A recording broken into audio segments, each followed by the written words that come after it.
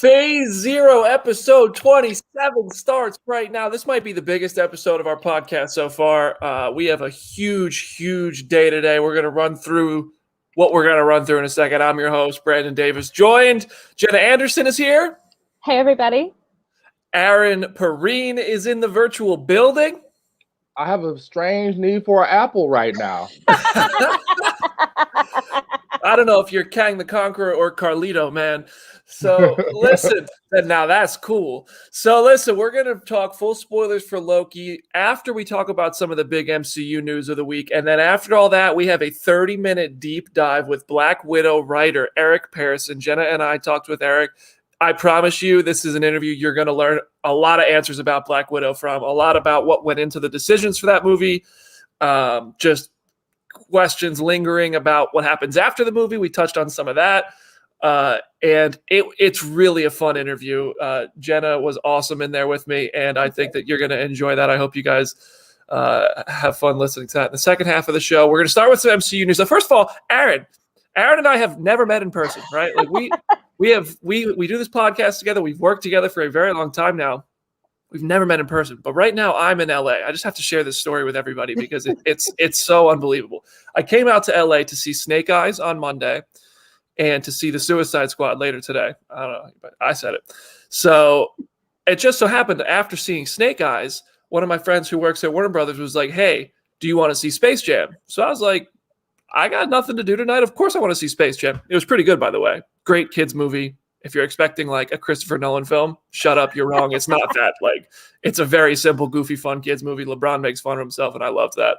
But I opened my Twitter notifications, and I see Jenna tagging me, and she's like, Aaron is there. And I click on Aaron's Twitter. This man dunking on the basketball court outside of Staples Center for Space Jam.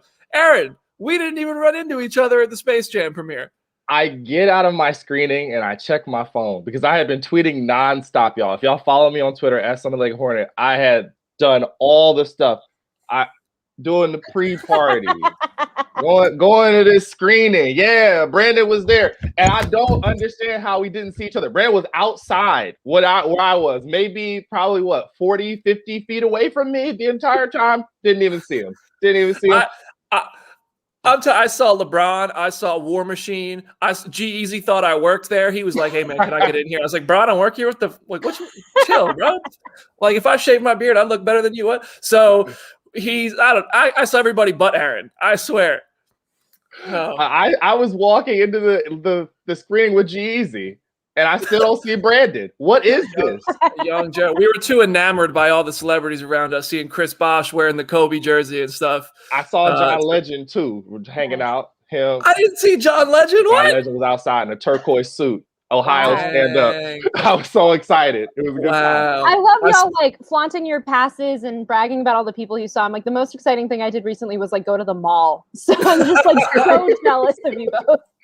Listen, I first of all, thanks to Warner Brothers for having us. I was not planning. That was not part of my plans on this trip out here. I had 2 movies I was going to see, and it just so happened that somebody canceled and they had an extra ticket. So they were like, "Hey, you can take these seats." And I got to go, and I did not get to meet Aaron yet. So Aaron, one of these days we'll run into each other. Man. But listen, we're here for Marvel. I know you're here for Marvel on Phase Zero. You want to talk more about Space Jam? We can do that on Twitter or on the site. First of all, Marvel news. Before we get to the Loki spoilers, Emmy nomination domination. I mean, like, wow. A lot of nominations with not a lot of Oscar love for Marvel, but the Emmys, they're like, welcome to our award show. WandaVision got 23 Emmy nominations in itself, and I'm going to run through all of them really quickly here as fast as I can. Jenna, what do you think about this? Just maybe cut out all the outstandings, because otherwise you're just going to like probably trip over your words. That's actually a really good idea. There's 23 outstandings here, and I'm going to kill those. Okay, I'm going to preface this with every one of these categories starts with outstanding. Limited series, lead actress in a limited or anthology series or movie, lead actor in a limited or anthology series or movie, supporting actress in a limited anthology or anthology series or movie. Original music and lyrics, production design for a narrative program, casting for a limited or anthology series or movie, fantasy/sci-fi costumes, directing for a limited or anthology series or movie, single camera picture editing for a limited or anthology series or movie, period and or character hairstyling, main title design, period and or character makeup, music composition for a limited or anthology series, movie, or something. Original main title theme sequence, music supervision, sound editing for a limited or anthology series, movie, or special, sound mixing for a limited or anthology series or movie, special visual effects in a season or a movie, writing for a limited or anthology series or movie. Wow, that's a lot of awards. Also, like the writing category, they are half the category. Like 3 different episodes are nominated. That in and of itself feels insane. And then when you just add everything else on top of it, it's just like, oh my gosh. Yeah. I mean, Marvel's going to come home with some gold, I think, from that. And I'm just happy for Elizabeth Olsen and Paul Bettany and Catherine Hahn specifically.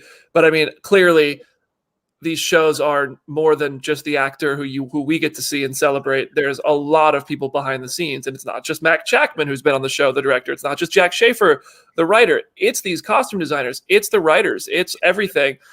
And they're all getting recognized, and I'm happy to see that. And that's crazy. But the Don Cheadle one. Like, what happened there? Don Cheadle got nominated for Outstanding Guest Actor in a Drama Series for the 14 seconds he was in the Falcon and the Winter Soldier. Does this make any sense to you guys? No, I think they just wanted Don Cheadle there. Like, I think they just want him at the party. That does make sense. I'm going to be honest with you. Even Don Cheadle didn't understand this. He tweeted, sorry haters, thank you well wishers, and then like agreed with like that emoji where the arms are up. I don't know, like I agree with all of you. And he's just like, we keep moving forward or whatever he said, something like that. I'm paraphrasing. That's a weird nomination, but I'm happy for him. He is the best part of Space Jam in my opinion. So he is having way too much fun in that movie. Way too much fun. There's another part that got a huge rise. We can't talk about it. I don't want to ruin that for anybody. But yes, I don't know. You talking about that one moment, little cameo? That cameo, yeah. I didn't know if that was gonna work or not. And people in the comments are like, "Why are you guys still talking about this?" I'm happy for Don, but it was totally random. Like it was completely and utterly random. I like Jenna's theory. Maybe he's just fun at the party. Maybe that's why they want him there. I'll tell you, he is fun at parties. I can tell you a funny story about Don Cheadle at a party. At the Avengers Infinity War premiere, I brought my mom, and I turned my back on my mom for 1 second, and when I turned around, she was in Don Cheadle's ear. I mean, like, I think she was grabbing him by the wrist and was just telling him all the things he's done. He was so nice to her. He was so friendly. And if I was him and this strange woman came up to me and was just grabbing me by the wrist, and getting in my face and talking, I'd have been like, get your hands off of me. I don't know, especially now, but maybe in 2018 it was a little different. But Don, a very nice guy, so I'm happy for him. Loki will reportedly appear in Doctor Strange in the Multiverse of Madness. THR didn't waste any time. They ran this report this morning. I feel like they must have already known that, and they were just sitting on it. And so that seems like we're going to get into the Loki discussion in just a minute. Is anybody surprised by this news right now? The way that they worded it in the article was almost like, do you definitively know, or are you just saying like fans hope that he's in Doctor Strange 2? Which is like, yeah, they've hoped that like since the movie was announced. So I'm kind of waiting for some sort of more official confirmation. I feel like after today's Loki, it is definitely a possibility. But honestly, I don't know. It was just worded so weirdly, like the way that they put it. The two projects we don't know who the full breadth of the roster of who's going to be in it is going to be is Spider-Man and freaking Doctor Strange. We have no clue. You could tell me any tertiary. You could be like, Casey's in freaking Doctor Strange Multiverse of Madness. I believe you immediately. It's crazy. So we know even less about who's not in Spider-Man No Way Home. Everybody's in that damn movie. I mean, yeah, it's crazy. Those are the two movies that seem to be the biggest question marks, the best kept secrets, really. Well, not Spider-Man. Nothing's a secret, Spider-Man. But Doctor Strange, they have kept the secrets for Multiverse of Madness so well. I mean, like, not a single set photo. Nothing has come out from that movie. Did they even film it? Is that movie real? There was that like one cornfield, like where it was like they're allegedly filming in a field somewhere. And I'm like, okay, we know nothing else outside of that. Yeah, this is going to be an insane. I have theories about Thor and stuff that we're going to save for the Loki discussion. But the last piece of Marvel news that we're going to get to is Kevin Feige was asked by Rotten Tomatoes about Venom and Spider-Man, and he gave the most Kevin Feige answer he gives. You know, he loves to give a standard canned answer where he says a lot but also says nothing. And he said something along the lines of, and I'm paraphrasing again because I don't have the quote right in front of me, that he doesn't want to talk about anything that's not official or not definitely happening right now. But in 20 years of working at Marvel, he's not going to rule anything out. Like, he's not going to say it's impossible. So obviously it's happening. Mephisto confirmed. Right. Listen, I think it's going to happen. I think you'll get Tom Hardy and Tom Holland on the same set at some point, if it hasn't already happened. Mm-hmm. Yeah, it just feels like an inevitability at this point. Like, we've lived through too many years of just Kevin Feige acting weirdly when asked about this question. I still just love the one meme of like him just dying inside during the Homecoming junket. So it's like, it feels like it's a thing that inevitably we were always going to get to. And it almost makes me more excited to see, because Venom is so weird in and of itself. I'm like, how are you going to make this make sense with like little Tom Holland Spider-Man doing his thing over in the other corner? Yes, I feel like Venom. Yeah, go ahead, Aaron. There's just so much uncertainty around the whole thing, because after today, everything's on the table. Now we're here now. I don't know how it's going to happen, but I know you could absolutely build a way for it to work. It's also like that last episode of Loki showed you what like the multiverse can do, how we can have these kind of fun offshoot stories or like Easter eggs and like details that aren't going to be meaningful to the main MCU canon, aside from the characters that experience them in these alternate worlds. You can have the Thanos copter, you can have Throg, you can have a Yellow Jacket helmet. None of them, or maybe none of them, maybe all of them, or maybe just a couple of them will have an actual meaning to the stories we're going to experience. And even when they have those meetings, they're only going to impact the characters who experience them in that universe. And if they come back to the main MCU timeline, it doesn't impact the canon overall. And that opens the door for so many insane possibilities. And going forward, what a time. What a time. Now we can finally release the Spider-Man trailer, right? Like, we can get that. So anyway, I do want to say, listen, I see that we have great viewership today. Thank you all for joining Phase Zero. If you're new to the show, we do this every Wednesday. You can subscribe to us on any major podcast platform. You should follow the Twitch, Comicbook.com YouTube channel.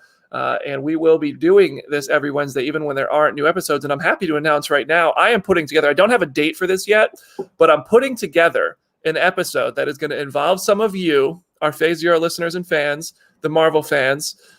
And we're going to put together a trivia show against some of our celebrity guests who have been on the show.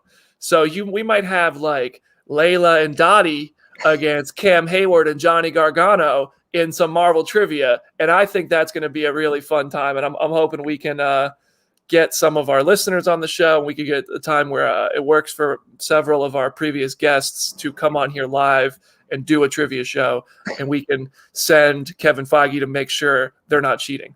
We'll just get those Marvel snipers in the room. But yeah, I think that's going to be a super fun thing, and I'm really working hard to put that together and find a time to do it. And I'm hoping that next week we have Loki director Kate Herron on here. I'm definitely talking to Kate Herron this weekend. I'm hoping that we can get her live on the show. We're going to see if the schedule allows it, but if not, I'm hoping we can at least get like an extended interview like we have later today with Black Widow writer Eric Pearson. So please subscribe to the show, follow us, follow all of us on Twitter so you can never miss it, because we have fun here and we love when you guys are a part of it. All right, now we're going full spoilers for Loki, the moment you've all been waiting for. Loki Season 1, Episode 6 finale. The conversation starts now. Richard, hit us with the spoiler tag. There it is on the bottom of the screen, and we're going to get started. Starting with reactions, Jenna, you're at the top of the screen. You gotta. That's the policy. I'm so sorry, but it's you first.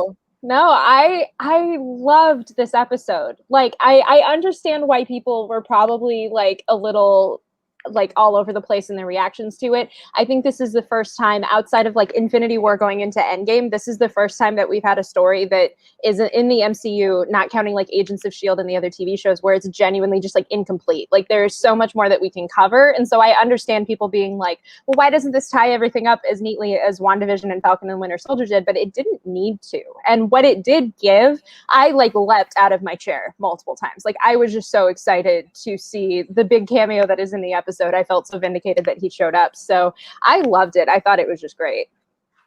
Aaron, what'd you think? So I guess we can stop with they're not gonna debut any big parts of the MCU in these shows. I think Yep. they just broke their own rule. Like I think everything's on the table now. For those of you who don't know, like we supposed to meet up before we start the podcast for about 30 minutes. Jenna and BD and Charlie and some other people are trying to find me because I watched the episode 3 times last night at 2 a.m. Damn. Oh my Because I gosh. just could not believe. I was sitting there, I'm like, wow, it really happened. It really, because every time we posted a theory about it, God bless Adam Barnhart, writing these wild theories up about what was going to happen, people would be like, this is just like Mephisto. There's no way he's going to show up. And now look at you.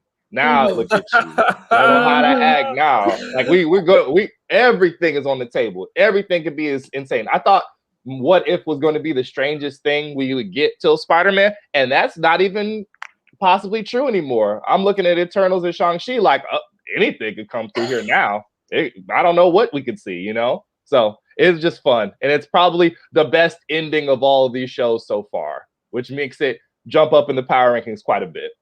I fully agree with that. I just want to see a reaction video of Doctor Strange watching this episode the same way we just saw Deadpool and Korg watching Free Guy this week, which was an awesome video. I should have mentioned that at the top of the show. Deadpool and Korg Free Guy promo, genius marketing. Must be nice to own everything and be able to use some of the biggest characters in the world to promote a totally unrelated movie. But Doctor Strange must have been watching this like, son of a... I gotta go deal with this now. I thought this episode was fantastic. For me, Loki is my favorite show of the 3 so far. WandaVision is a close second. I just think Loki had the most interesting premiere and finale. The finale played like a TV show finale, whereas the other 2 played like a miniseries where they wrap themselves up. Where we've been saying on this show for a while, there's gonna be a season 2, and then they made it official. Like Marvel Studios said it in that credits. So it felt to me like I was watching the first season of Lost come to an end. Like when you get into that hatch and the whole season built up to what's in the hatch, what's this island, and then it gives you the answer. They're getting into the hatch, and now we're like, well, I have answers to this. Now I have more questions because of the answers. And I thought it was really fulfilling that the purpose of Loki seemed to be Loki learning to accept himself, which the way that it did that was kind of like, I still think Loki and Sylvie's kind of weird, the like concept of falling in love with your physical self, like as an alternate self, but like I understand the metaphor there and I'm okay with it. But really it was who's behind the TVA, and we found out. And it wasn't a Loki like I thought it was going to be, because I was kind of trying to limit my expectations based on the fact that Doctor Strange and Mephisto didn't show up, and I don't know, Steve Rogers wasn't in Falcon and Winter Soldier and all that. But those 2 shows contained themselves to themselves in a really fitting way that wrapped up their story. And WandaVision especially had such an emotional, character-driven conclusion, whereas Loki answered its biggest question, showed that Loki, in this like weird metaphorical way, fell in love with himself, accepted himself. Sylvie betrayed him in true Loki form. That's a Loki move. And Kang the Conqueror is introduced, or the Immortus version of him. It was just great. I loved it. Listen, I loved it. I thought it was great. It's my favorite of the shows so far. I'm sure some people in the comment section are telling me I'm stupid and wrong and WandaVision is superior. That's okay. You can have that opinion. I thought WandaVision was great too, but Loki just happened to be my favorite. All right, so now we're going to run through this episode of the details. Actually, first, before that, Aaron, how do you rank the 3 shows? Right now, I think I'm probably going to go... I really, really like WandaVision a lot because I love old TV. But so I'm still going to give a nod to Loki because I think it fulfills the promise of these shows the most. Like, because after the first 2, everybody's like, nothing's going to happen in these shows. These are just vehicles to give people new costumes. I remember reading that somewhere and laughing very, very hard. God bless. Yes, Ian Grimm. Aerospace engineers for everyone. Yes. And then WandaVision, and then Falcon. And I love Sam. I'm so sad they did my boy like this, where I was like, it was emotionally resonant, but also not as much stuff happened. It feels like the endings of the middle 2 series, like kind of bridge the gap better than the one in the middle. So we'll see. But yeah, I got Loki, WandaVision, and then Falcon Winter Soldier.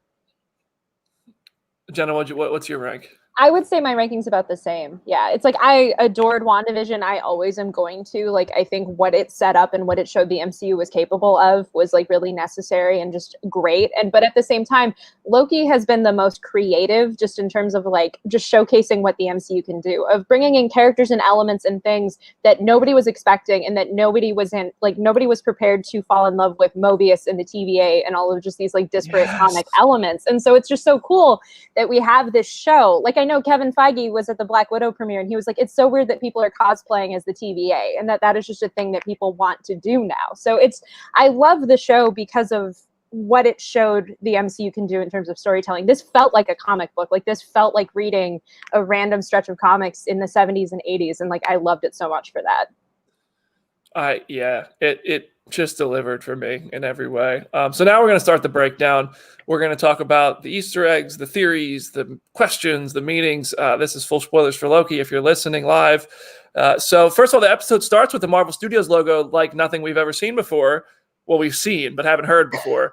If you put the captions on, it'll do a really much better job of helping you see who's talking, but you get lines from all sorts of characters like Korg, Tony, Black Widow, Carol, Strange, Steve, Natasha, T'Challa. Like, I mean, there's Peter Quill, lots of lines of dialogue that we heard. And I think this is really just to show us this is our universe. Like, it's a reminder. It started with that Iron Man repulsor sound, which started this universe for us as the audience. And I think it's just like, this is our universe. It's not going to be only this universe going forward, but we want you to remember this is how it played out because it's about to be different. I dug that opening.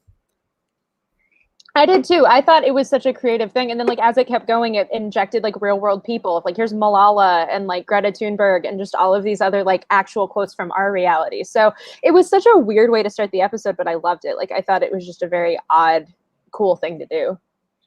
I feel like it had like a little Mandela effect too, because I was sitting there, I'm like, has the fanfare and this thing always had stuff over it? And I'm just stupid. Like, what happened? And then as it went by, I'm like, no, this is special. And I'm like, oh man, I'm guessing that this is to establish like, oh, we're not in Kansas anymore, Toto. Like, you know.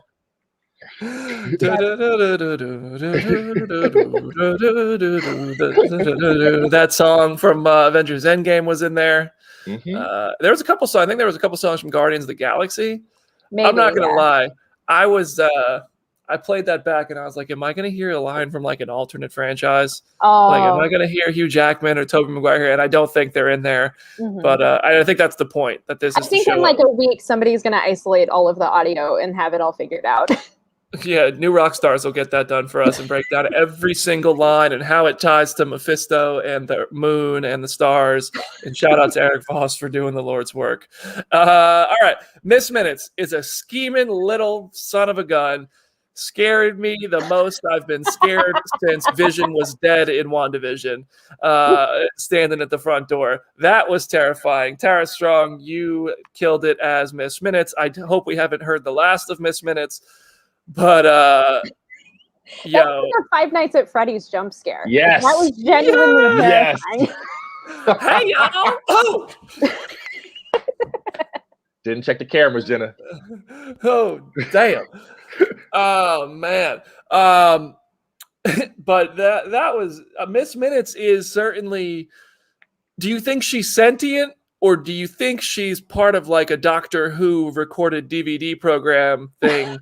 Where it's like, you know, she knows what's going to be asked of her and she's programmed to respond accordingly. Like, which I feel like she's sentient because like in the episode 2, she was like, I'm a little bit of both. I'm a recording and I'm alive. So I think like Kang has the technology, especially with how far he is in the future. Like he has the ability to make a cartoon clock as like a sentient friend of his. Like that feels like something that the MCU could just very easily wave away if they really need to.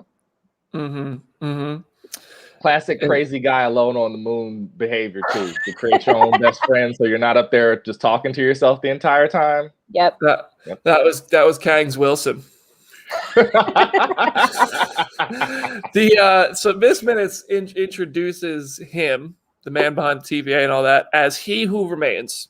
He Who Remains in comics is the last director of the TVA, very much his own character, completely separate from Kang the Conqueror. But this feels like it's going to be like one of those times where we're combining, you know, characters as just like, we're not going to get a He Who Remains story in the MCU, so why not just apply kind of some elements of He Who Remains to Jonathan Majors? I think this was Immortus. Like, this was like a version of Immortus that kind of probably either inherited the timelines or created the time twisters, or like got this opportunity to oversee it in exchange for immortality. Or maybe, like, I don't know, it's some version of that, right? Like, this isn't... I completely agree. Like, from the get-go, like, as soon as he showed up in that costume, I was like, okay, I think we're dealing with Immortus. I just don't think they wanted to put Jonathan Majors in old age makeup for the first time that we see him. So, like, and then later on in the episode, he says, I'm way older than I look. And so in my mind, it's like, yeah, you're just stuck basically in your own version of limbo. And that is, you're at the end of your journey, but there are so many other Kangs on the periphery that we're going to actually focus on going forward. Mm-hmm. I think it's also a thing of like being able to iron out some of the more like troublesome things for some viewers that might not pay as close attention as we probably do. Mm-hmm. Like, if you have to explain that Immortus and Kang and, you know, all the other variants are like the same, and Gamma Tut are all like the same dude. If you can do that without giving them all those names, but then they just see Jonathan Majors and like, oh, that's the bad guy from Loki. Got it. You know, it's a way to like shortcut all that. Yeah, and I love the fact that he never names himself. Like, he just says, like, I go by a lot of different names. And so it's like people, like, I told my boyfriend, I was like, imagine if they hadn't already announced that Majors was going to play Kang and we just got this episode exactly as is. Like, I feel like the amount of speculation and the way that the fandom would have reacted would have been insane. Like, it already is insane, but like, just the little, like, they call me a lot of names, including like a Conqueror, everyone would have just lost their minds. Like, exactly. It's just so crazy.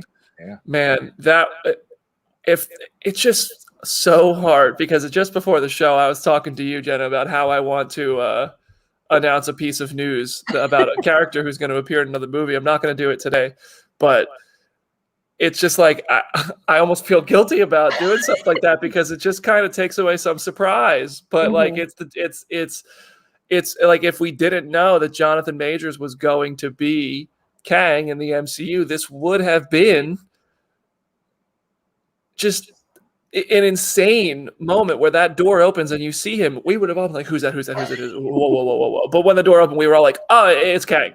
Even though it's not like Kang, and he doesn't name himself Kang or Immortus in this episode, we know this is a version of Kang the Conqueror, which is still super exciting. I love the fact that, like, because when Majors was cast so early, it's like, okay, Ant-Man 3 didn't even really have a release date or a writer at that point, and we had Kang. And so I'm like, okay, you have to be debuting him somewhere else. Otherwise, there's no reason for you to have him exist in the MCU already. So I loved knowing that information, but then still feeling apprehensive of like, here's all of these Easter eggs for Kang. Like, it still kept the surprise still there. It would have been so much weirder if we knew nothing, but I liked the amount that we did know.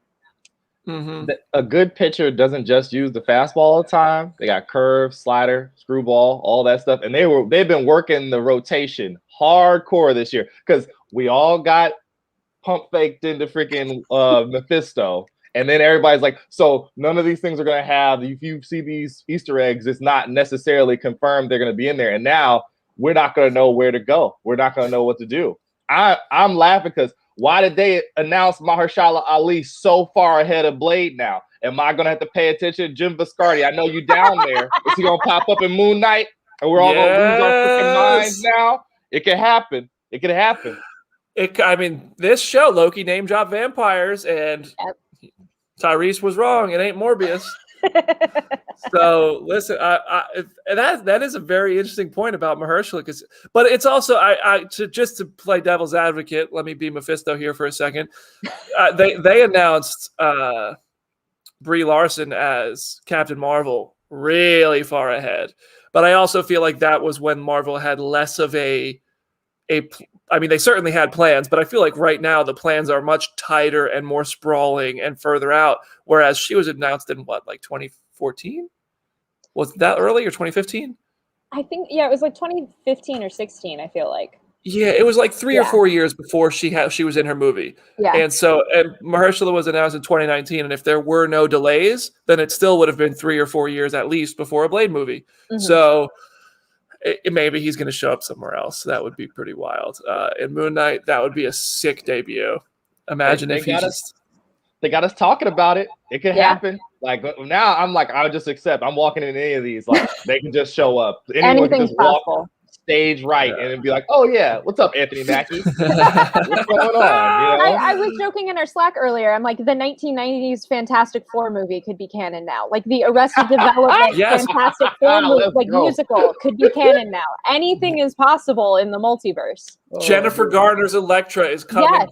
Let's go. Ben Affleck, Daredevil. Oh, let's go. I listen, if you show me Ben Affleck in a Daredevil costume, I will supremely lose it.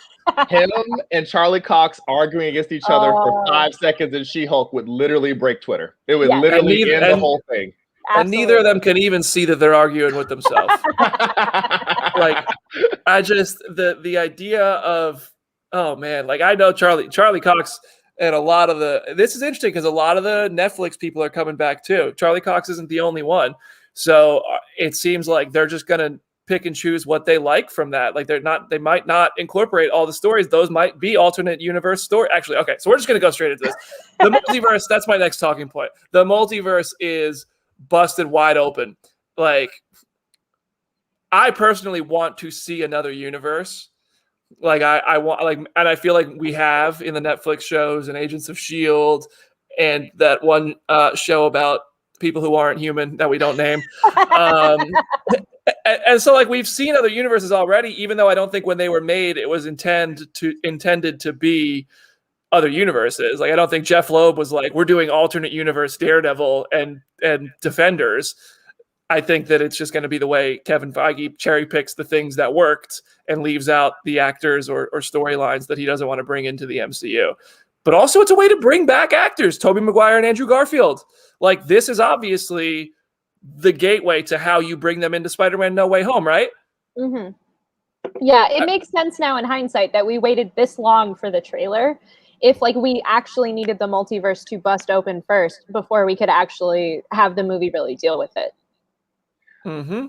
We already have some little seeds already dropped through too, because like in Venom and in Morbius, both the trailers for There Will Be Carnage and Morbius, they're reading versions of the freaking Daily Bugle from the Raimi universe. Mm-hmm. That could be the easiest way to get those things into the MCU proper as an alternate though. So they're like in a close enough universe to the Sam Raimi movies that we go, oh look, it's J.K. Simmons' J. Jonah Jameson, and there's freaking Tobey Maguire swinging around, but it's not exactly the same, you know? So it allows you to tell those stories without getting everybody back, like Brandon's saying. Like, there's a whole bunch of stuff. I wrote something last week where people said that What If looked like that MTV Spider-Man TV show that was on. And I'm like, y'all kid around, but like something like that can happen in Spider-Verse too. You don't know. We live in the Wild West now. Nothing makes sense anymore.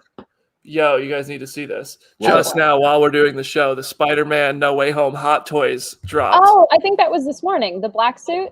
What? I just saw Casually cosplaying his costume, and I went on Twitter to see it. I was too obsessed with Loki to notice. Look at this. First of all, I know. Look at that. Okay, keep going. Look at that suit. I know. Oh, his chest.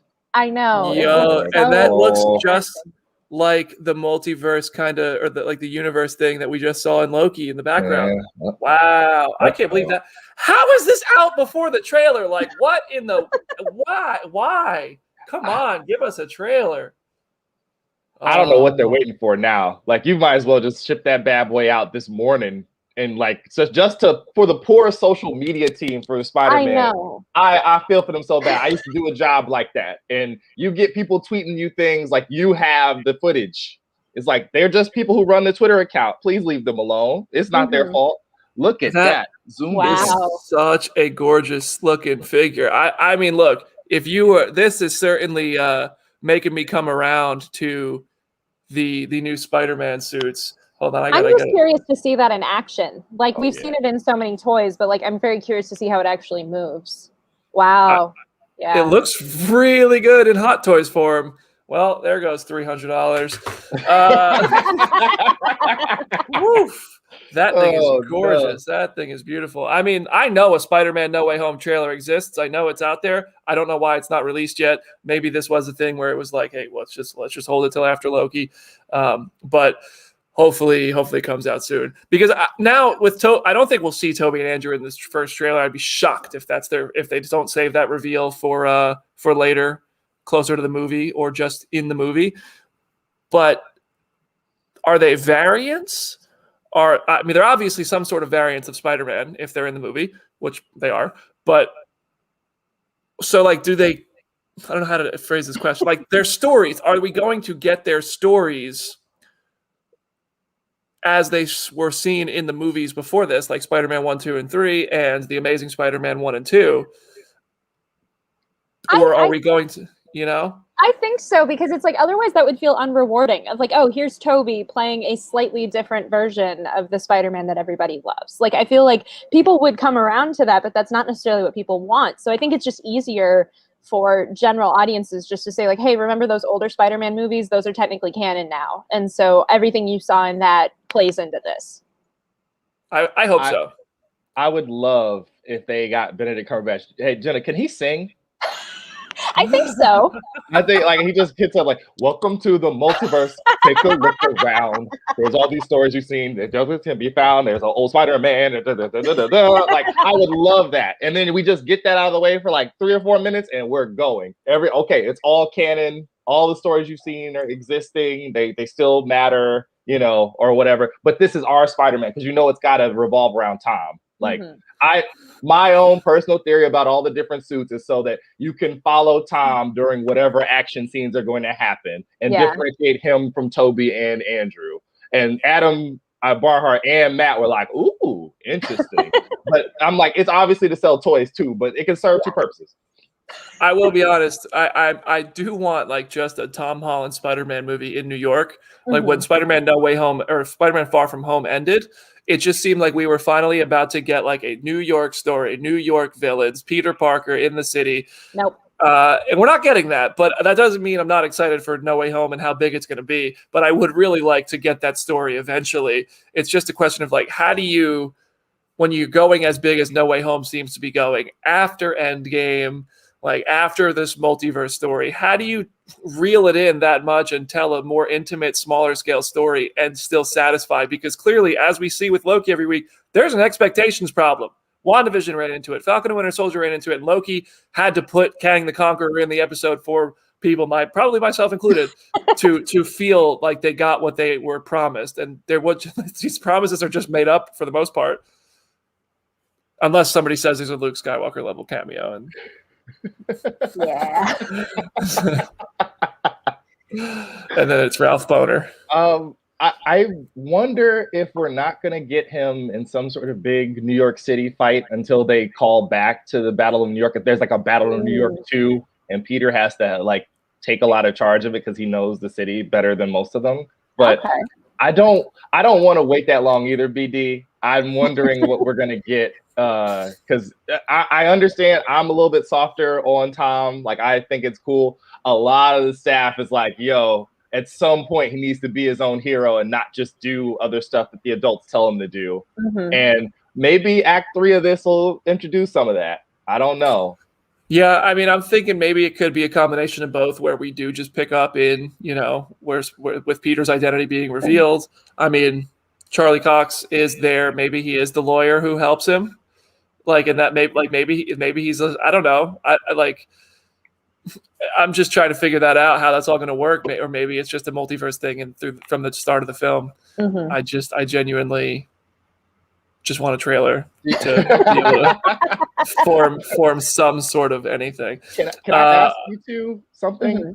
Like, do you think we're going to get a lot more background of the universe, like multiverse cracking apart in these other two movies before we get to Spider-Man? Because I feel like it doesn't just go from 0 to 100, right? Or will it?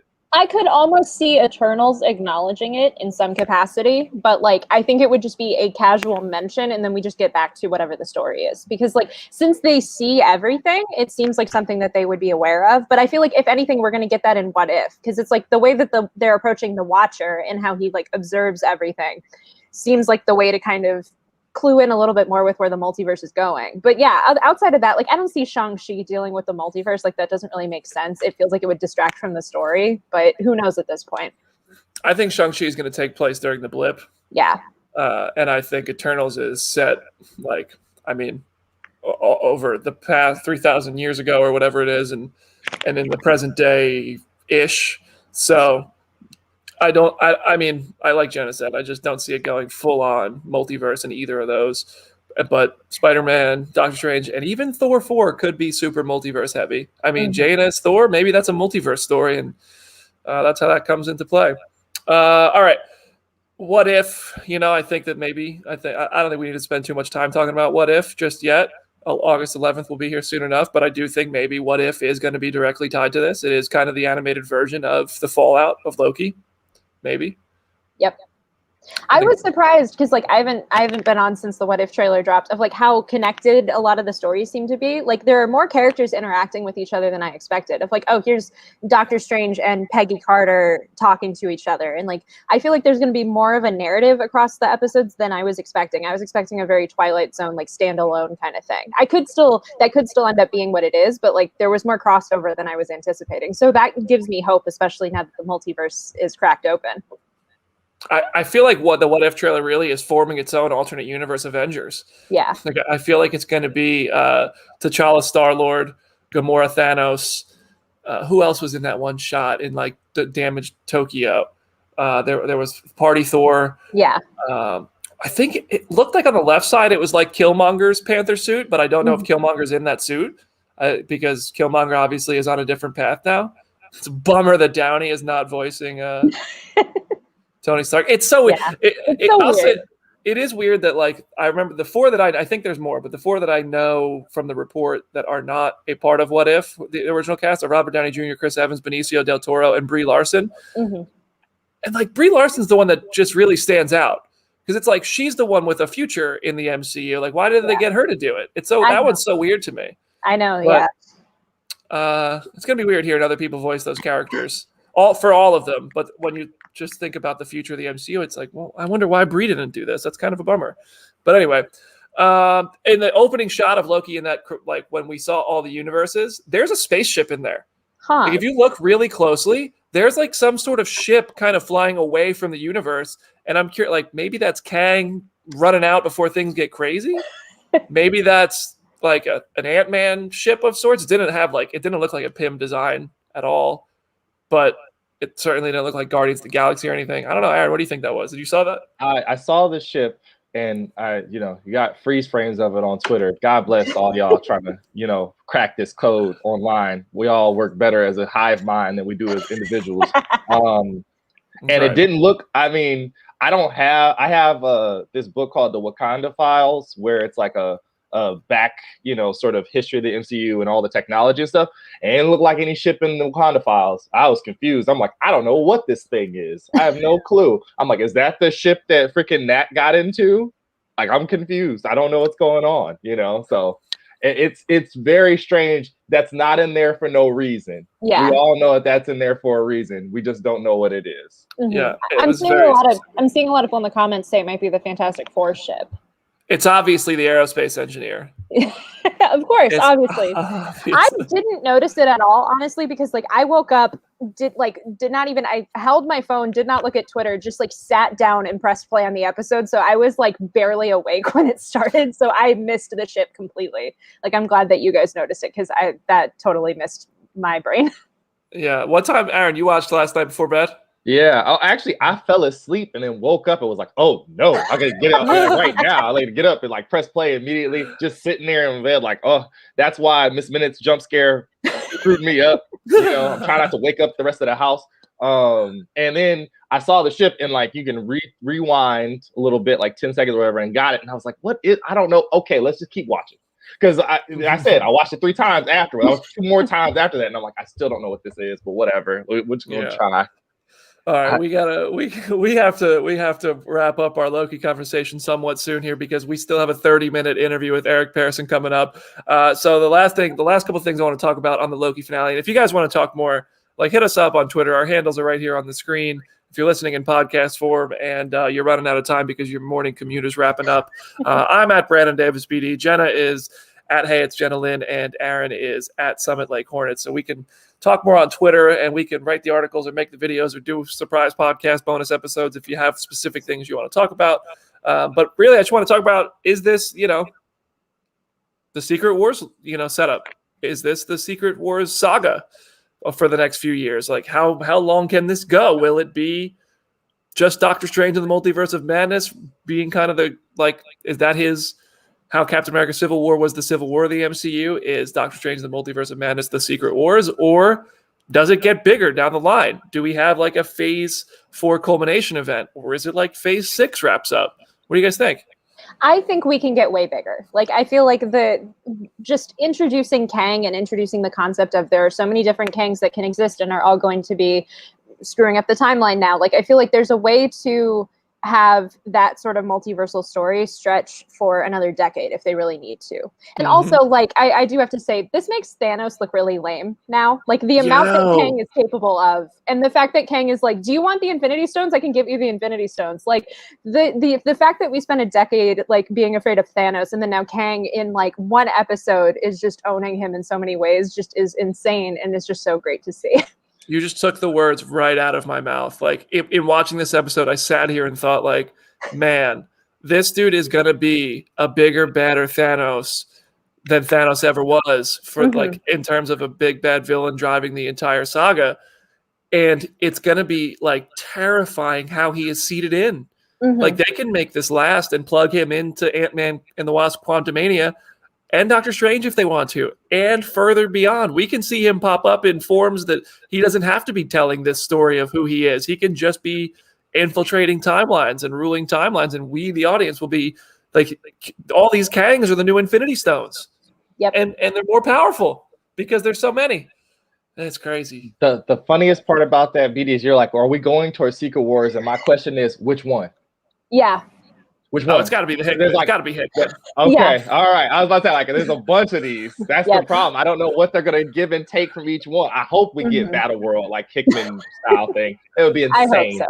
Yeah. I don't think we'll get like a Beyonder. Like, I don't think it's gonna be a kind of like that cheesier. Like, I mean, the original Secret Wars is, you know, it's a great story in itself, but it obviously like is admittedly a gimmick to create toys, and it's just like I think the new Secret Wars is the biggest, the only way you can go bigger than Endgame. Yeah, you can bring in Hugh Jackman, you can bring in Downey, you can bring in Evans, you can bring in Halle Berry, you can bring in Ben Affleck. Like, you can do literally anything you want with any actor who has ever played these roles. You can recast every role. You can make John Krasinski Captain America, as he almost once was, and then just send them back on their way and just make this epic story that will make sense if you tell it over time. You need time to tell this story. This is a big story.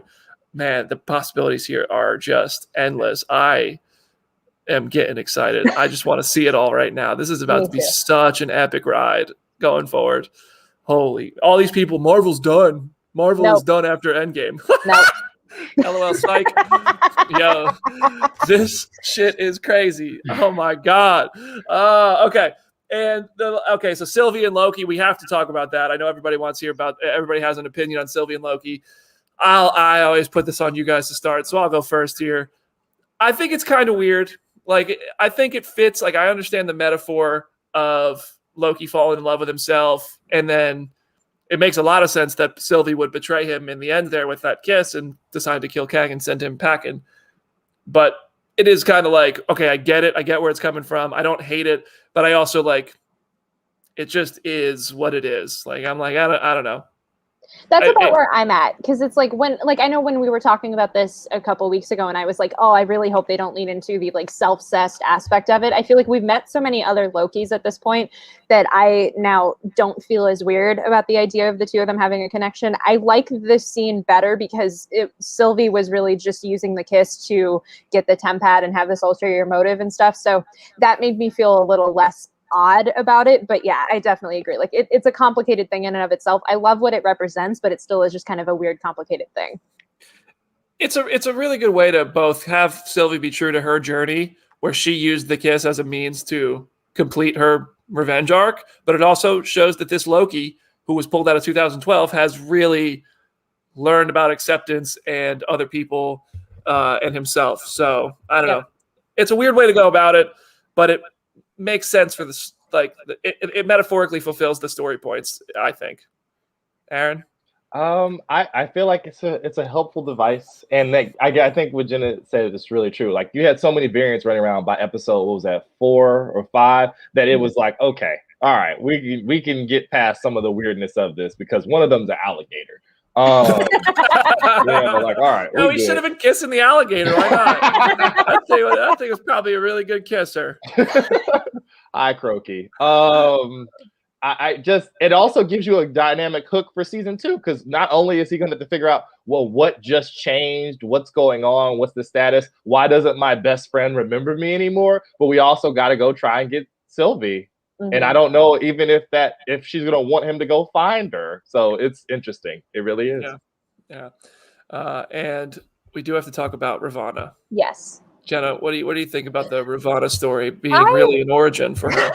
I found it really interesting. I'm still holding out that like there's a variant of her that is more comic accurate, where she's a space princess in the 30th century, because it's like that was the one thing when it's like, oh, she's a high school principal. I was like, I like this, but like obviously the multiverse was already a thing at that point in the episode. So I'm like, okay, the fact that she's not only a high school principal, so I hope we do get the kind of space princess origin for her, for a version of her at some point. But I love the fact that she is now going to go hunt Kang. Like I think that's really cool, because it feels like a very truncated version of their dynamic in the comics, where she finds out that he betrayed her, and she just kind of sets off on this path to get revenge on him, and it goes on for decades, and she becomes Terminatrix, and it's such a cool thing. So if we get any nuggets of that in season 2, I'm going to be so happy, because that is very comic accurate in their own way.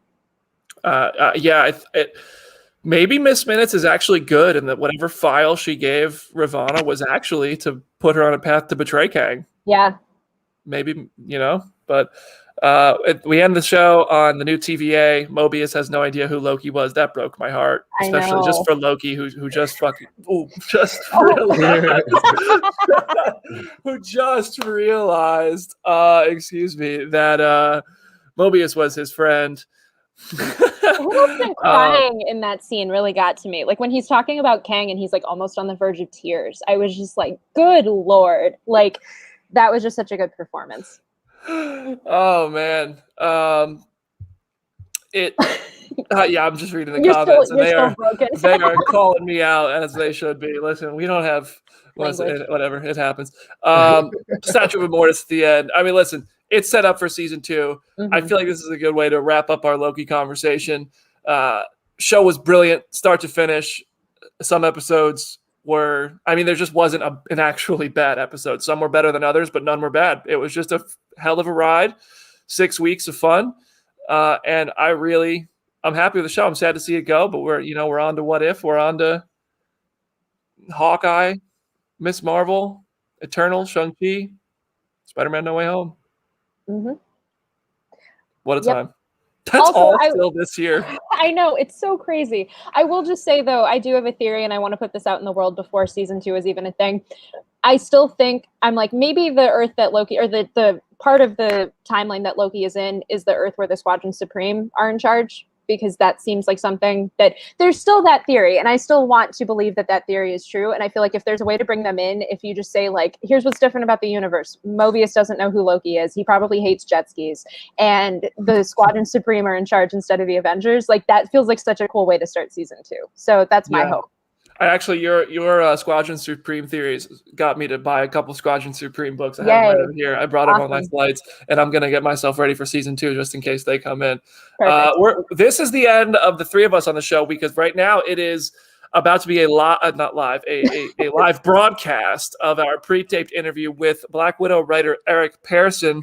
Jenna and I got to sit down with Eric and take a really deep dive into Black Widow. So full spoilers for Black Widow are following. I promise.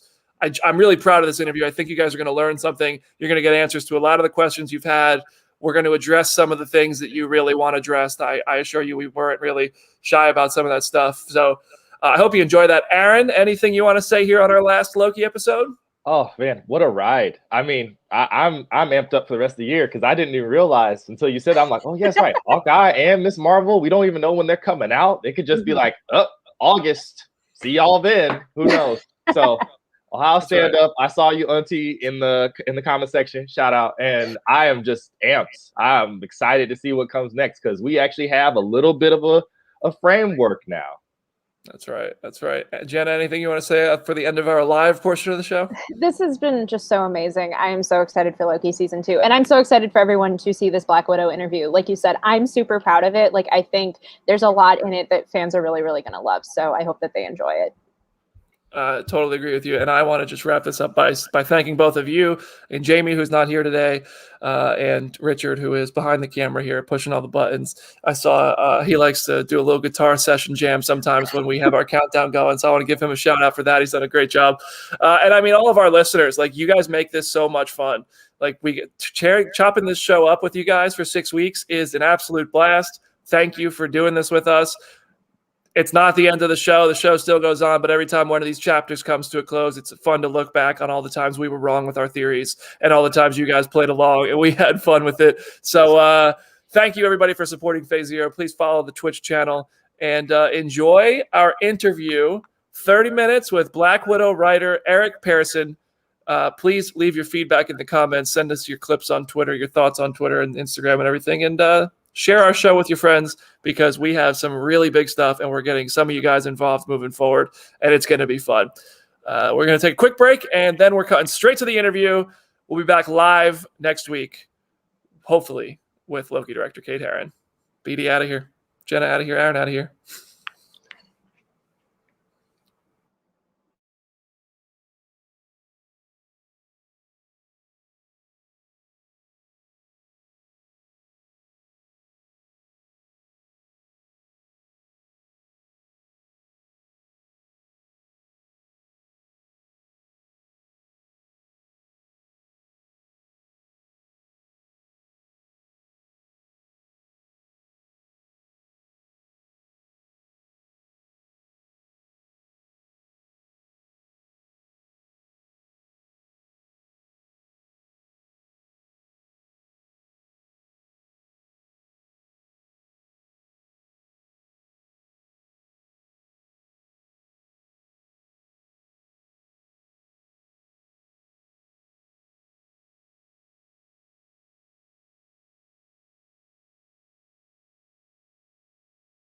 Welcome back to Phase Zero. BD here with my co-host Jenna Anderson, and right now we have a very special guest who's diving in to Black Widow with us, the writer, the man behind the curtain, Eric Pearson. Eric, thank you for joining us on Phase Zero. Thank you so much for having me. First of all, congratulations on Black Widow being a very big success so far. And I mean, I love the movie. Yeah. Thank you. Thank you so much. So listen, we're going to chop this up because we have a lot of questions. You've also written Thor Ragnarok. You've worked on a lot of the one-shots. You also have dabbled, I think, with Infinity War and Endgame. So you're a Marvel vet. I was like writing support in that. So, sure. Okay. So but how does it feel to finally? I got some stuff in there that I'm really proud of, I have to say. Oh, well, I want to hear about that in a second. But how does it feel to finally have Black Widow out in the world after this long? Surreal. It's just been so long. Like I'm always nervous sharing work. Nothing is ever complete. Nothing ever feels totally correct to me. So it's already nerve-wracking to share work. So then when you're starting to gear yourself up to share work, and then the world shuts down for 17 months or whatever it's been now, and you forget that you made a movie and you forget when you made a movie. Like it's very strange. But I've now been back to the movies 2 times. I went to see Quiet Place 2 on my own first, and then saw Black Widow at our fan event. And I'm just so excited. I'm so happy that movies are back. And if anything, I'm really hoping that this movie brings people together again. Vaccinated, safe people who are being safe. Fully agree with you on that. Yeah. That's amazing. So as we established, you have worked on so many other Marvel projects. How would you say the work on Ragnarok and Infinity War and Endgame kind of influenced your work on Black Widow? Like, was there anything that kind of you took with you to this project? If anything, probably just the comfort of knowing that I could kind of do this work, because the Natasha Romanoff story is so different than a Thor Odinson or an Avengers story. Like Ragnarok probably is the farthest on the other side of the spectrum, actually, of a Black Widow movie, as far as where it takes place and how many galaxies it spans and how many orgy spaceships it has. And So it was more just that, okay, this is, I've kind of been in the trenches now. I know this is going to be very intense. It's also a very tricky kind of puzzle with where we know the main character is going to go. Just don't get overwhelmed and kind of know that all you can do is your best ideas and your best work of that day. Yeah. I gotta ask, are you the one who cut my boy Nova from that Infinity War opening? Was that a thing? Marcus and McFeely told me once upon a time that they had a version of Infinity War that instead of Hulk crashing into Earth, it was Nova. Because if you remember, Avengers vs. X-Men had that kind of start where Sam Alexander came in, and since Xandar was destroyed, No, I didn't know. That must have been either before or discussed after. No, I never heard of the Nova version. You're off the hook. You're off the hook.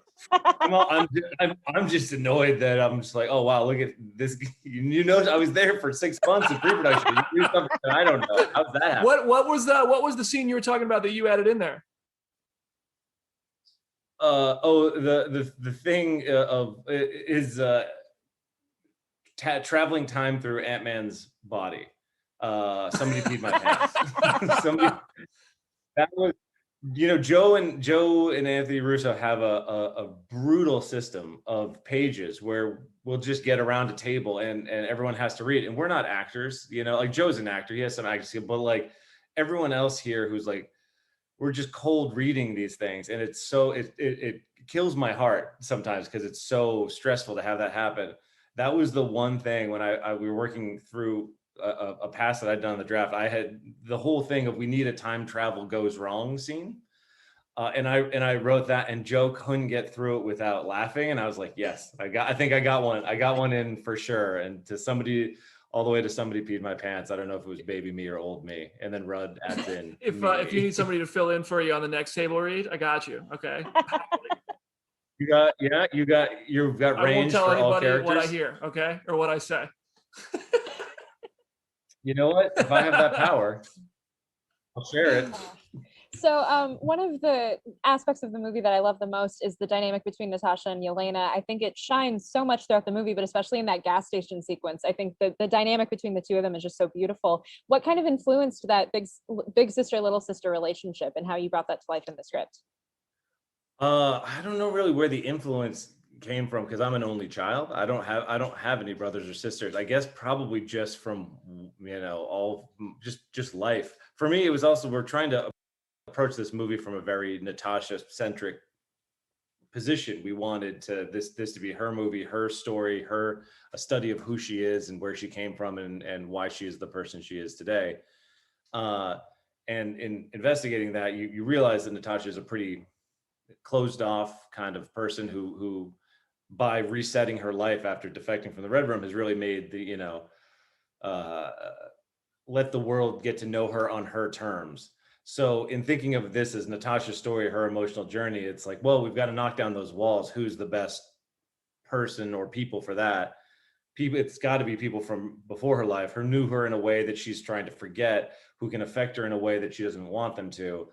And it just made sense immediately from the Yelena Belova character to be, and it also works for Yelena's character, Florence's character of just, you know, she's badgering her and she's being really funny, but in all of those, I believe she's reaching out and being like, why didn't you bring me to hang out? Like, it's all coming from a kind of emotional place of like, I liked hanging out with you. Why didn't you like hanging out with me? It's one of those great kind of couple of scenes that does more than one thing. It gets laughs, but it also kind of, you see, you know, how these people feel about each other on a larger level. Yeah, that dynamic was the chemistry between the actresses too was so good. Yeah, that's the other thing. I mean, I can't sit here and just claim that I invented this total magic. The fact that Scarlett Johansson and Florence Pugh are there and they get it, and once they're there with each other, their energy is so fun. Like they really, you know, loved each other. They were having a lot of fun, even when they were, you know, even when they're shooting that big fight, the amount of times that we'd call cut and they would just burst into laughter and be having, so like they were just having so much fun together. It really, you know, it shone from within. Yeah. Red Guardian was a great addition to the MCU. David Harbour, speaking of great performances, embodied that role so well. Alexi's an idiot. Like he's so, I mean, Yeah. he's such an idiot. Like he's almost delusional, I think, because of these Captain America stories, first of all. But I can't wait to see if those are going anywhere. But he also, like, he seems redeemable maybe, because the movie starts with him doing something really terrible by handing these two little girls over to the Red Room. But it ends with him, showing a human side. How do you tiptoe that line of making a character who can do something so bad but also has like a redemptive quality and side to him? Well, again, it helps to have David Harbour because he can do naughty things and still make you kind of laugh. He can do it in a way that's very charming. And I mean, it's funny, Alexi, yeah, on the surface, he is an idiot. He's also, but I think more accurately, he's a narcissist and he bet on the wrong horse. Like I love the humor as far as like stories you can only tell in Marvel, in the Marvel Cinematic Universe. You've got this pre-established is the amazing fairy tale of Steve Rogers, a scrawny guy who's just got such a big heart. All he wants to do is fight in the war so he can fight the bad guys, and he gets it. So then meanwhile, I'm just thinking like, okay, well, and I'm sure they were thinking as well in the comics, like there's got to be an arms race, super soldier serums, an arms race. Just so happens that the Soviet Union gives it to a very self-assured kind of narcissistic guy who wants all the glory. And then I love just turning the irony of it, that this guy who wants to talk about it, wants to be a hero, wants to be great, he has to go undercover and pretend he's not strong. So like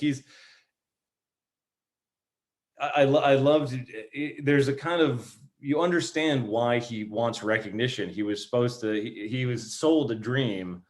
And even though he's a narcissist, I don't know, I've got friends that are narcissists. And I think that ultimately I think one of the big kind of moments that's that gets you there is when he pulls them together and says, everything worked out for you. And you went on to topple regimes and ruin empires. You killed more people than ever. And you really believe he's so proud of them. So that he's a good guy. You may be right. He is just an idiot. He just picked the wrong lane and doesn't really, and he can't see how much of a dope he is. But I mean, he also does the key. I don't know. I always try and find the emotional moment and then kind of ruin it. So what we also did was when he realized that he couldn't save them, or he thought he couldn't save them in the third act, he's there and he starts this big heartfelt confession to Natasha, who's actually Rachel Weisz, Melina. So he's bearing his soul. So you see that he's trying to do better. And then, oh wait, it's not her. And then he tries to talk to Natasha again. Wait, he doesn't have an earpiece. He's seeing, like, you want to have his redemptive arc, but it's almost more fun to never let him get all the way there. Because I almost feel like the biggest moment of growth for him is at the very end when he doesn't talk. He chooses to, when she's like, do you got something to say? And he says, I just screwed up. Like, I think you know how I feel now. And him not talking about himself and how he feels about her and how he wants her to feel about him is almost a bigger gift. Yeah, that's a good point. That's a really good point. Okay, so this next question is me just kind of trying to be a fly on the wall for you developing kind of Easter eggs and stuff and hearing about that, because it's not a coincidence that Yelena refers to him as Crimson Dynamo, and he arm wrestles a guy in prison named Ursa and then calls him the Big Bear. So, I mean, I would love to know, like, are those like significant? How do those come into play? Because they're obviously Winter Guard references, but we don't know if there's a Winter Guard yet. We just do them as like Crimson Dynamo. I literally just threw in there as like it felt like the right thing because Yelena shit talks her family in a snarky kind of way. It felt on character for her, the same way that she says, "Oh, if Dreykov killed you," to Natasha, said, "If Dreykov killed you, one of the big ones would come get you." What do you mean the big ones? Implying that she's not a big Avenger, that she's not a god from space or a rage monster. Like, that's just needling. So when she's pissed at Alexei, she's going to needle him and call him by the wrong name intentionally. And so I just, for some reason, Crimson Dynamo was in my head. I knew it. I remembered it from a childhood. I didn't read any comics or do any research. I just threw it in there as dialogue. It was like, well, if someone has a problem with it at Marvel, they're going to let me know. And then everybody read it, no one had a problem, and then that draft just remained, no one had a problem. I was like, okay, there we go. Like that one just made it through. Sometimes Marvel will come to you of like, ooh, we've got this thing. Here's a way to sneak this in. And it's, you know, not a mandate, but a suggestion that's 99% of the time correct. Like you should just do it. It's a free win. But no, it was like, and also I think that's some of the kind of brilliance is that they're planting all these seeds, but they're not, you know, they're not watching. I'm going to mix some metaphors here. They're planting seeds, but they're not watching pots waiting for them to boil. They plant the seeds, and then if they're organically doing something else, and they're like, oh wait, would having Russian Bear be helpful for a streaming series 2 years from now, or would, you know, the reveal that the Crimson Dynamo has been out there and wherever, would that be helpful in Avengers 8? Like, you know, it's there if you need it. And it's, I think you're as long as you're not actively disrupting something else that someone else is doing somewhere else in the universe, it's just you're I feel like you get rewarded for adding to the playground. Yeah, it seems that way often. Yeah. Amazing. So the approach to Dreykov in the movie is just so powerful and so interesting. I love the fact that he is just a genuinely misogynistic, just evil person, and that there is not necessarily room for redemption as the film goes on. What was the research process? Yeah. Yeah. So speaking to that aspect, what was it that you wanted to represent with his position, and how was that research process kind of like? Because I know myself and other women that I've talked to who have seen the movie are just so blown away by the way that the movie handles misogyny, and the way that the power structure that women have to deal with is just kind of turned into the script for this movie. Well, it was a lot of discussion. I talked a lot with Kate Shortland and Scarlett and Kevin and Brian about what our intentions were with themes and all that. And Kate and Scarlett especially very, very like wanted this to be a clear message against misogyny, against oppression, against controlling women's bodies, but also by just sheer logistics of the script, that we don't get to. The script kind of had or the storyline had a bit of a getting the band back together vibe to it. So just by that, and also by the nature that Dreykov is this secret enemy in the shadows, he can't really be on the field. Like he has to be hidden, so we don't really get to see him until the third act, besides a few kind of check-ins. So because we had limited time, it was like, all right, we got to go pedal to the metal with this guy. He's a piece of shit right out the gate. He's a cowardly man who has accumulated a lot of kind of superficial power, but is basically isolated in the dark, telling himself what a big man he is. One of the harder parts is that we have that sort of classic Natasha Romanoff 4-dimensional chess reverse interrogation going, and shooting that was hard because it was hard for other people, and it made me remind them. They're like, we're going too rough, like we're hurting her too much. He's just kind of, and I was like, remember, she's in control here. Like, remember, the whole point of this thing is that she's working him, and we have to remember that. It was just hard to watch. It was hard to just remember, like, okay, yeah, this is Natasha's in control. It's her plan. She can take the punch. She can break her nose. That was like the ultimate comic book moment that I wanted, which is it's not Dreykov in the comics, but a different guy has the pheromone lock on her. And I remembered it from 10 years ago, that there's just a frame of her looking up with the blood in her teeth after having broken her nose. I can't smell you anymore. That was one of my kind of hills to die on. I was like, we got to get this in. She's never looked cooler in the comics than when she's turning it also felt like one of those great kind of like professional wrestling, the fight's turning moments. Like, oh my God, Hulk Hogan's hulking up again. Or like, wait, they were playing possum all along. It just felt like a really fun moment to, hopefully the audience is very uncomfortable with how terrible this guy has been. And you've gotten a sense of like, Jesus, this guy has got to go. And then you want the kind of charge, like, get him. Like that's the turn we really wanted there. She was so. I went a little off your question, but no. I hope that was perfect. That was a great answer. And it just made Natasha look so tough as nails. Like, it was great how she was totally in control. the Taskmaster reveal, it fulfills, you know, the Dreykov's daughter mystery, one of the big questions about, two of the big questions about Natasha's past, both Budapest and Dreykov's daughter. There's a similar. Are you saying Budapest now? Are you? What's that? Are you saying Budapest now? Are you? Listen, I've learned my lesson. I've been there, and when I was there, I said Budapest, and now I'm never saying that again. I only say Budapest. I don't feel European enough to say it that other way. But there was, as you could tell from the movie, there was a lot of conversation on that set. There is, and I do feel like if I go up to my friends and I'm just like, it's Budapest, they're gonna be like, "What are you, some like uppity traveler? Like you're just another American like the rest of us? Come on." Yeah, exactly. But listen, all right, sorry to interrupt. You were saying, but it's Budapest for me from now on. But so the reveal is that Taskmaster is not the Tony Masters character from comics, but Antonia Dreykov. And there's a similar reveal like that in the MCU in Iron Man 3, like a similar type of twist from the comics where the Mandarin is an actor. It's not the Mandarin from comics. That I remember when Iron Man 3 came out, some people loved it. Some people had there was backlash from fans and some critics who were comic purists.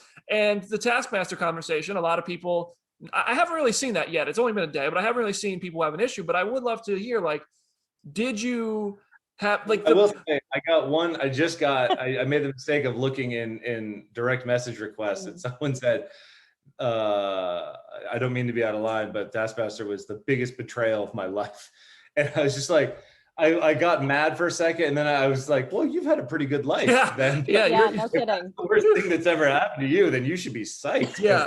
If someone in a movie wasn't who you wanted them to be. Well, so did the Mandarin one had such a strong reaction apparently that there was a one shot to remedy it, and now we're getting a Mandarin or a new version of the Mandarin with 10 rings in Shang-Chi.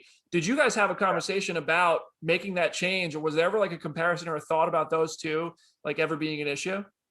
Well, there was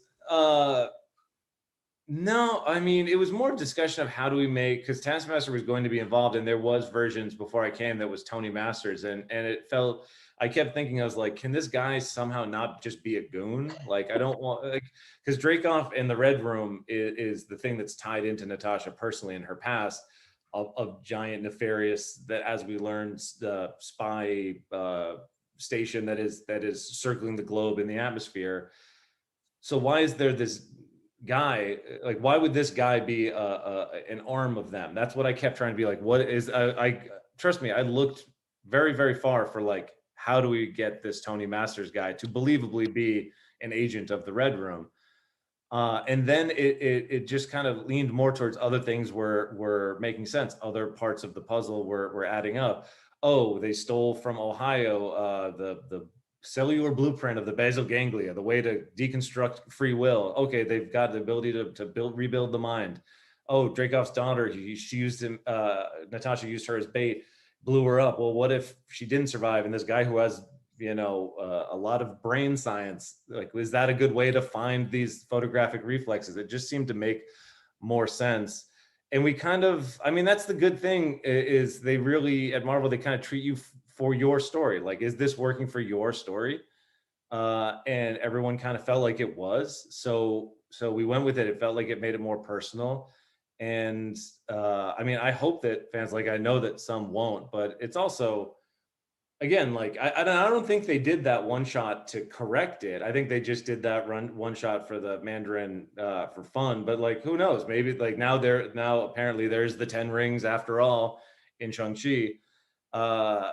I don't know. For the record, I thought it was fine. I was cool. I was cool with it. I was like, that's a nice twist on Natasha's life. I thought it was a cool, fulfilling plot point. Yeah, I mean, I just some people, I don't know. I think some people want to be angry no matter what, and I just want to try and tell a story that makes emotional sense. That's fair. So that's fair. Sometimes we both can't have our thing. Sometimes we both can't get what we want, and I'm very sorry they don't get what they want. But I think you did pretty good. I think you did. I pretty agree. Good. Yeah, completely. Thanks. So there were rumors before the movie came out for a long while that we were going to see Tony Stark in some capacity, either in a scene that was following the events of Civil War, or that was a deleted scene. Was that ever part of the discussion, or either way, do you know why those rumors kind of started?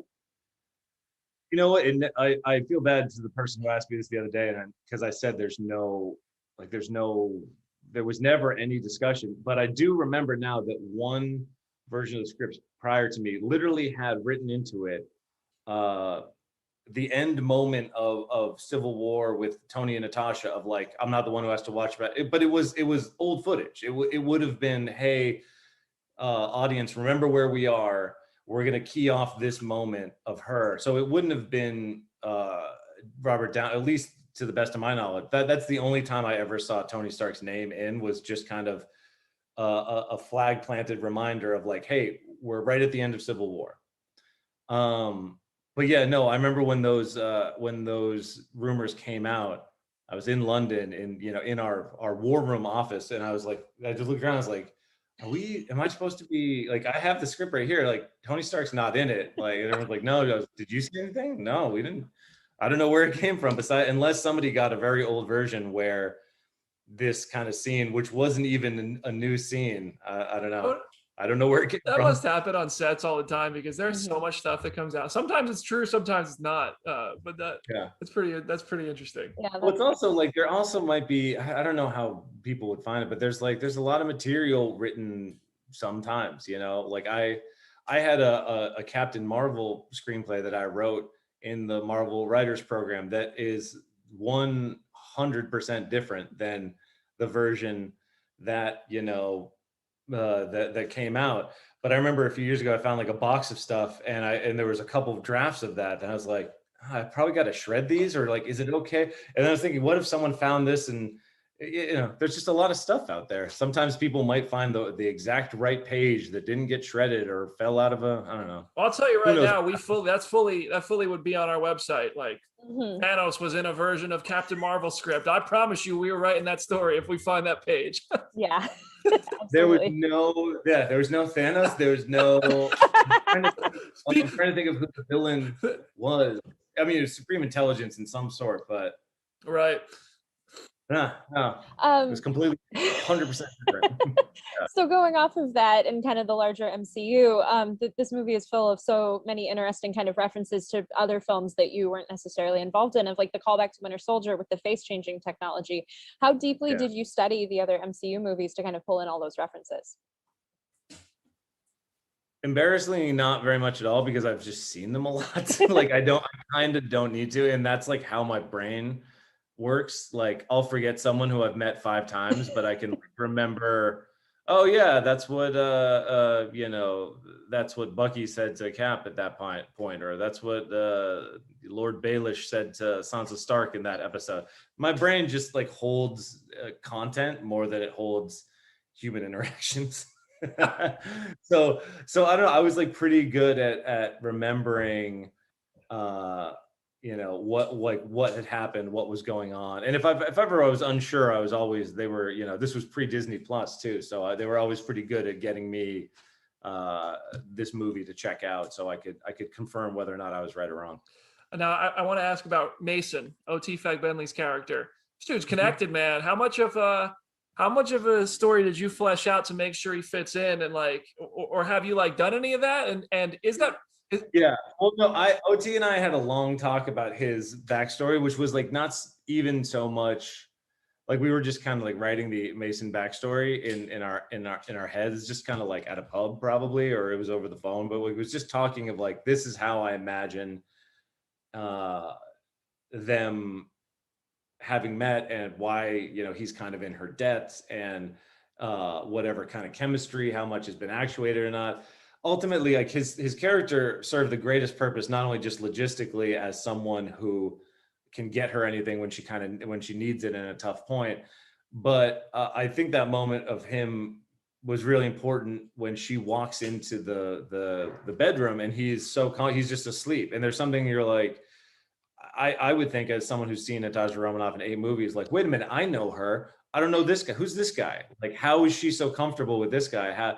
It was kind of setting the audience up to, oh, you really don't know everything about her. She's got people that Cap doesn't know. She's got entire stories but yeah, I had a lot of, I probably have documents of it there, and I would love to see just the the how they met kind of story. but I'm a sucker. I'd see all those stories, you know. I really like I also just like the idea of the fixer. I always found like in movies or in books or anything, the person who like mysteriously is mysteriously anywhere and has the two different phones with everyone's number in it to get stuff, like it's just trades and favors. I always like that character. So we got 2 last questions here for you. Jen's So- got one first. So you mentioned that you would love to see just like so many other stories with Natasha's arc. Do you think that this is the end of the road for her solo stories, or do you think that there's more that can be explored? I mean, I would have to. I know that there always can be more to be explored. I mean, there's plenty of comics, and there's so many different ideas that can be done, but I do kind of think this is the end of the line. We talked about this as the farewell story.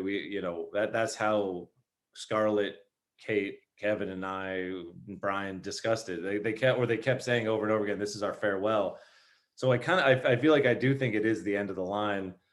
And then watch me be proven wrong in like a month. Like I don't know anything for sure, but the way we talked about the way we approached this movie and all the way up till locking it in post was like this is goodbye. So, and my last thing, one of the things we talk about a lot of the fans talk about is the fact that Natasha never really got a funeral in Endgame, that she fell off Vormir, and then we moved so quickly back into the battle. She made that sacrifice, and then Tony got a whole funeral. And in this movie, the post-credit scene, we see a really touching sequence of a gravestone.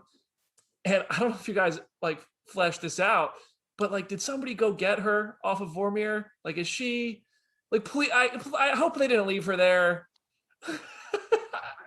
I mean, listen, I don't know what happens to your body once you are the one who gets sacrificed or sacrifices yourself on. That's some kind of high mystical, stuff going on there. To answer you, I don't think anybody went and grabbed the corpse. I don't think so.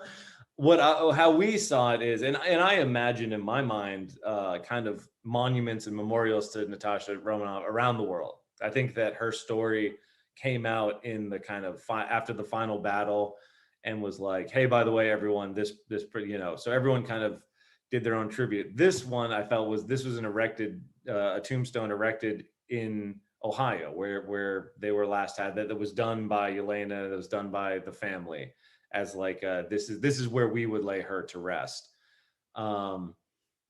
As a private thing for them, which I thought was really touching. And then of course I wanted to make it obnoxious and funny with the arrival of Julie Louis-Dreyfus blowing her nose and being, because we don't exactly say Ohio, we do say that she's allergic to the Midwest, and that was kind of our tip to it.